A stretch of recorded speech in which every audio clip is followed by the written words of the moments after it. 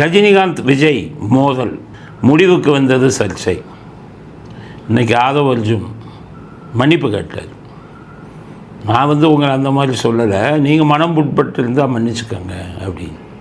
Rajini sir அவர்களுக்கு நான் பதிவு பண்ணக்கூடியது, அப்படி உங்களுக்கு நான் சொல்ல வேண்டிய நோக்கம் வேறு, உங்களுக்கு வருத்தம் ஏற்பட்டிருந்தால் என்னுடைய வருத்தத்தையும் என்னுடைய மன்னிப்பையும் பகிரமாக நான் கேட்டுக்கொள்கிறேன். மன்னிப்பு கேட்க சொன்னது விஜய் தான்.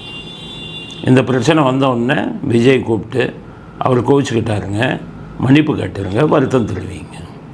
ஆதவ் அர்ஜுன் சொல்லியிருக்காரு, என் மேலே தப்பு இல்லை. நாங்கள் ஆதவ் அர்ஜுனை நிறைய திட்டியிருக்கோம். இவர் திமுகவோட ஸ்லீப்பர் செல்லு நல்லா சொல்லியிருக்கோம். இவர் இவங்களோட ஆள், நம்ம திருமாவளவன் ஆள் அப்படின்லாம் சொல்லியிருக்கோம். ஆனால் இந்த விஷயத்தில் அவர் பக்கம் தப்பு இல்லையே. ஒருத்தரை தொடர்ந்து திட்டணும்னு அவசியம் இல்லை. ஸ்டாலினே பாராட்டி பேசியிருக்குமே நல்ல விஷயத்தில். ஆனால் நிறைய தடவை திட்டியிருக்கோம். ஏன்னா நிறைய தப்பு தான் பண்ணுவார். எப்போச்சும் ஒரு விஷயத்தில் அவர் பக்கம் நியாயம் இருக்கும், நாங்கள் பேசுவோம். அதே மாதிரி ஆதவ் அர்ஜுனை இந்த பிரச்சனையில் அவர் பக்கம் நியாயம் இருக்குது. அவர் பேசுனது தப்பே இல்லை, அவர் தாக்கி பேசலை. இருந்தாலும் விஜய் என்ன பண்ணிட்டாரு, மன்னிப்பு கேளுங்க. நான் என்ன கேட்குறேன், ரஜினிகாந்த் அவர்களே, நீங்கள் பேசுனீங்களே காக்கா கழுகுன்னு சொல்லி, இந்த குரங்கு ரொம்ப சேஷ்டை, ரொம்ப குறும்பு பண்ணுறது. அதே மாதிரி இந்த பறவைகளில் இந்த காக்கா ரொம்ப குறும்பு பண்ணுறது ஜாஸ்தி. காக்கா ரொம்ப நீங்கள் பார்த்தீங்கன்னா காக்கா ஒரு இடத்துலையே பார்க்கும். இந்த கழுகு இருக்கு இல்லையா, அது மேலே பறக்கும், எப்போது கீழே வரும். இந்த காக்கா இந்த புறா, இந்த குருவி, சின்ன சின்ன இடத்துல சும்மா போய் குத்துறது, இது பண்ணுறது, அந்த மாதிரிலாம் கரெக்டாக பண்ணிகிட்டே இருக்கும். அதுக்கு என்ன அர்த்தம்? யாரும் குறிப்பிட்டு பேசுனீங்க? விஜயை குறிப்பிட்டு தானே பேசுனீங்க. அன்னைக்கு யாரும் குதிச்சாங்களா? அன்னைக்கு நீங்கள் தானே கிண்டலாக பேசுனீங்க. நீங்கள் மன்னிப்பு கேட்டீங்களா? ஏதோ அவங்க பெருந்தன்மையில் மன்னிப்பு கேட்குறாங்க. மன்னிப்பு கேட்க வேண்டிய அவசியமே இல்லை, உங்கள் மேலே தான் தப்பு சொல்ல வேண்டியது தானே. என்னை யாரும் பயமுறுத்தினா இல்லை பயமுறுத்தலை. ஆரம்பத்திலிருந்தே திமுகவின் பக்கம் சேரக்கூடியவர் ரஜினிகாந்த். எல்லா கட்சிக்காரங்களும் தெரிஞ்சுக்காங்க. அதிமுக, பிஜேபி, விஜய் கட்சி எல்லாம் தெரிஞ்சுக்காங்க. ரஜினிகாந்த் எப்போதும் திமுகவுடன் சார்புடையவர். ஆரம்ப கட்டத்தில் எம்ஜிஆர் உயிரோடு இருக்கும்போது ஒரு பிரச்சனையில் அவருக்கு கசப்பான அனுபவம் ஏற்பட்டது. அதுக்கு காரணம் அவர் தான் தப்பு பண்ணார். நான் வெளியில் சொல்ல விரும்பலை. அவர் மீது மிகப்பெரிய தப்பு இருந்தது. எம்ஜிஆரிடம் கசப்பான அனுபவம் ஏற்பட்டது. உடனே எம்ஜிஆரை எதிரியாக நினைத்தார் ரஜினிகாந்த். ஆனால் ரஜினிகாந்த் மனநிலை பாதிக்கப்பட்டு சென்னையில் விஜய் ஆஸ்பத்திரியில் சேர்க்கப்பட்டார். அந்த நேரத்தில் எம்ஜிஆர்கிட்ட இருந்து ஃபோன் வந்தது. இவர் பயந்து போயிட்டார். முதலமைச்சராக இருக்கார், நமக்கு எதிராக இருக்கார். எம்ஜிஆர் அத்தனை வசதிகளையும் செய்து கொடுக்க சொன்னார். அவருக்கு பொண்ணு கொடுக்க மாட்டேன்னாங்க. எம்ஜிஆர் அவருக்கு நல்ல வருங்காலம் இருக்கிறது, பொண்ணு கொடுங்கன்னு சொன்னார். அவருடைய கல்யாண மண்டபம் பாதிக்கப்பட்டது. கல்யாண மண்டபம் ஓனரே இல்லை. அவர் ராமசாமி உடையாருக்கு சொந்தமான இடம் அது. அந்த இடமே யாருக்குமே எல்லாமே டூப்ளிகேட் ஓனருங்க. அக்பராபாத் என்று சொல்லக்கூடிய அந்த இடத்துல இருக்கும் அத்தனை பேருமே டூப்ளிகேட் ஓனருங்க தான். அதுக்கு ஓனரே வேறு. என்கிட்ட அந்த வழக்கு வந்தது, பத்திரங்களை பார்த்தா, அதனால் சொன்னேன். அப்படி இருக்கும்போது ராமசாமி உடையாரை கூப்பிட்டு அவருக்கு விட்டு கொடுங்கன்னு சொன்னார். எத்தனை கோடி பெறும், இப்போ 100 கோடி ரூபா பெறும். இதை உங்களுக்கு விட்டு கொடுத்து அந்த கல்யாண மண்டபம் அனுமதியை கொடுத்தது யார்? எம்ஜிஆர். ஆனால் இவர் எப்போதுமே கருணாநிதிக்கு சாதகமாக இருப்பவர், சாதகமாக பேசுபவர். அது என்ன காரணம்னே தெரியாது. 1993 ஜெயலலிதா முதலமைச்சராக இருக்காங்க. இவருடைய பாட்ஷா படம் மிகப்பெரிய வெற்றி பெற்றது. அப்போது இவருக்கு அந்த அளவுக்கு தலைக்கு மேலே கர்வம் ஆயிடுச்சு. எல்லாம் உண்மை, நான் யாரையும் இது பண்ணி சொல்ல மாட்டேன். ரஜினிகாந்த் ரசிகர் இருந்தால் கோவிச்சுக்காதீங்க, உண்மை. உங்கள் ஆள் மேலே இருந்த சத்தனையும் கொட்டிடுறேன். 93 இவர் கர்வம் வந்தது. ஜெயலலிதாவே சாதாரண ஆள் நினைச்சார் ஒரு முதலமைச்சர். ஜெயலலிதா அவர்கள் தலைமையில் ஒரு இது கொடுக்குறாங்க, ஷீல்டெல்லாம். ஒரு நல்ல ஒரு சபை நாகரிகம் தெரிஞ்சிருந்தால் நீங்கள் ஒரு முதலமைச்சருக்கு முன்னாடி அன்னைக்கு தமிழ்நாட்டில் சட்டம் ஒழுங்கு கெட்டுவிட்டதுன்னு சொல்லலாமா? உங்களுக்கு பரிசு கொடுப்பதற்காக ஒரு முதல்வர் வந்திருக்காரு. அவரை வச்சுக்கிட்டே அவ்வளோ பெரிய ஆளாக நீங்கள் 93 ஒன்றுமே தெரியாதுப்பா அரசியல்னாலே என்னன்னு. நாங்கள் அப்போ இருந்தே உங்களை கவனிச்சுக்கிட்டு இருக்கோம், ஒன்றுமே தெரியாது.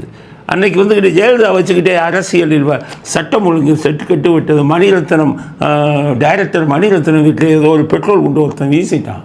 உடனே தமிழ்நாட்டில் சட்டம் ஒழுங்கு கெட்டு விட்டதுன்னாரு. யார் சும்மா இருப்பாங்களா? அதிமுக தொண்டர்கள்லாம் அவர் திட்டினாங்க. உடனே கோபத்தில் வந்து 96 இந்த சமூக விரோதிகள் கூட்டத்துக்கு ஆதரவாக பேசினார். சன் டிவியை வச்சு ஊரை ஏமாற்றி ஜெயலலிதா அதை பண்ணாங்க இதை பண்ணாங்கன்னு ஊரை ஏமாற்றி ரஜினிகாந்த் குரல் கொடுத்தார். எல்லாருக்கும் தெரியாத சரித்திரம் ஒன்று உண்டு. 96 இவர் குரல் கொடுத்தவுடன் மிகப்பெரிய அளவுக்கு ஓட்டு போட்டு இவங்க ஏடிஎம்கே தோத்தது. ஆனால் எல்லாருக்கும் தெரியாத ஒன்று சொல்கிறேன். 1 வருடம் 2 வருஷத்தில் 97 கோயம்புத்தூரில் குண்டு வெடித்தது. கோயம்புத்தூரில் குண்டு வெடித்ததற்கு முழு காரணமே கருணாநிதி அவர்கள் தான். நான் பல தடவை பேசியிருக்கேன். நான் காவல்துறையில் இருந்தேன். குண்டு வெடிப்பதற்கு முன்பு தமிழ்நாட்டில் இருக்கக்கூடிய உளவுத்துறை எச்சரித்தாங்க கருணாநிதி அவர்களை, நீங்கள் எடுக்கும் முடிவுகள் தவறான முடிவுகள். ஜெயலலிதா அவர்கள் இருக்கும்போது சரியான முடிவை எடுத்தார். 5 பேரை குண்டர்கள் சட்டத்தில் அடைக்க சொன்னார் ஜெயலலிதா.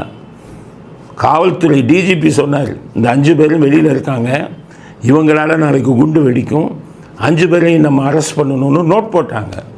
உடனே ஜெயலலிதா டிஜிபியை கூப்பிட்டு அரெஸ்ட் பண்ணணுமான்னு கேட்டேன். ஆமாம், உங்களை நான் சுதந்திரமாக விடுறேன், நீங்கள் என்ன சொல்கிறீங்களோ அதான், அரெஸ்ட் பண்ணுங்கள். குண்டர்கள் சட்டத்தில் போட்டாங்க. அங்கே இருந்து இப்போ கேரளாவிலிருந்து வரக்கூடிய வழிகளிலே எல்லாம் செக் போஸ்ட் இருந்தது. கிலட்டின் குச்சிகள், குண்டு வெடிக்கக்கூடிய கிலட்டின் குச்சிகள் இப்போ செக் போஸ்ட்டு இல்லாமல் கடத்தி வரப்பட்டது. அப்போ டிஜிபி சொன்னார், கிலட்டின் குச்சிகள்லாம் உள்ளே வருது, அங்கே செக் போஸ்ட் போடணுன்னாரு. செய்யுங்கன்னாரு ஜெயலலிதா. அதுக்கப்புறம் செக் வச்சாங்க, இங்கே குண்டு வெடிக்காமல் இருந்தது. 96 ரஜினிகாந்த் குரல் கொடுத்த உடனே கருணாநிதி உள்ளே வந்தார். என்ன பண்ணார் தெரியுமா? செக் போஸ்ட்டை தூக்குனார். அவங்க கைது பண்ணி வச்சுருந்த 5 பேரையும் குண்டர் சட்டத்திலிருந்து விடுதலை பண்ணார். அப்போ ஐஜி இன்டெலிஜென்ஸாக இருந்த மிகப்பெரிய அதிகாரி, ஐபிஎஸ் அதிகாரி இன்னமும் இருக்கார். இன்றைக்கி இருக்கிற ஐபிஎஸ் எல்லாம் நீங்கள் எல்லாம் கிட்டக்கே நிற்க முடியாது. அவங்ககிட்டலாம் எவ்வளோ பெரிய ஜீனியஸ், எவ்வளோ பெரிய ஜெம்மு இன்றைக்கி நடத்த தெரியுதா உங்களுக்கு? இன்டெலிஜென்ஸ்னால் என்னன்னு தெரியுமா? கற்றுக்கங்க. மோகன்தாஸ்கிட்ட இருந்து இருந்து இன்றைக்கி யூனிஃபார்ம் போட்டவங்கெல்லாம் அன்றைக்கி என்ன நோட் போட்டார்? there is going to be a bomb blast at Coimbatore போட்டார். கருணாநிதி அவர்கள் அதை ஒத்துக்கலை. பரவாயில்ல அப்படின்னாரு. குண்டு வெடித்தது. அத்தனை பேரும் கருணாநிதிக்கு எதிராக மக்களின் மனநிலை மாறியது. அந்த டைமில் ரஜினிகாந்தை போய் கெஞ்சி கருணாநிதி குண்டு வெடிப்புக்கு கருணாநிதி காரணம் இல்லைன்னு பேசுன்னு சன் டிவியில் பேச வச்சாங்க. அத்தனை மக்களும் ரஜினிகாந்துக்கு எதிராக மாறினாங்க. அவருக்கு குறுகிய காலம் 96 97 வரை இருந்த மக்கள் ஆதரவு கோயம்புத்தூர் குண்டு வெடிப்பை நியாயப்படுத்தி பேசியவுடன் அவ்வளவும் போச்சு, ஆதரவே போச்சு. அதுக்கப்புறம் ஜெயலலிதா 2001 இவங்க எல்லாத்தையும் அடிச்சுட்டு திரும்பி ஆட்சிக்கு வந்தாங்க. இதுதான் நடந்த கதை. எனக்கு ஒன்றும் ரஜினிகாந்த் எதிரி இல்லை, எனக்கு ஒன்றும் விஜய் இப்போ நெருங்கிய நண்பர்லாம் ஒன்றும் கிடையாது. விஜய் கண்ணால் கூட சினிமாவில் பார்த்தது தான், கண்ணால் கூட நான் பார்த்ததில்லை, மனசாட்சிப்படி பேசுகிறேன். இதுதான் நடந்தது. ரஜினிகாந்த் எப்போதுமே ரஜினிகாந்த் திமுகவுக்கு சார்புடையவர். 2001 மிகப்பெரிய உதவிகளை ஜெயலலிதா செஞ்சார். ஆனால் அதற்கப்புறமும் இன்று வரை அவர் திமுகவின் ஆதரவு மனப்பான்மை உள்ளவர்.